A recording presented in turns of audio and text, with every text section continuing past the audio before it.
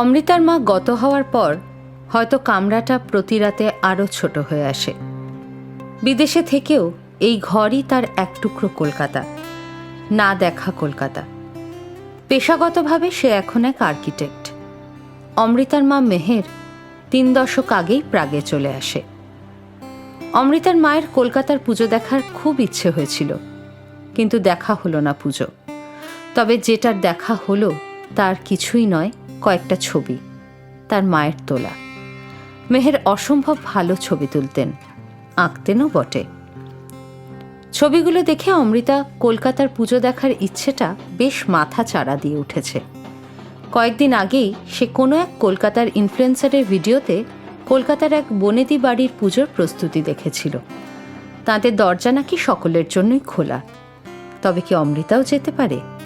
অতএব দেশে ফেরার টিকিটটা সে কেটেই ফেলে।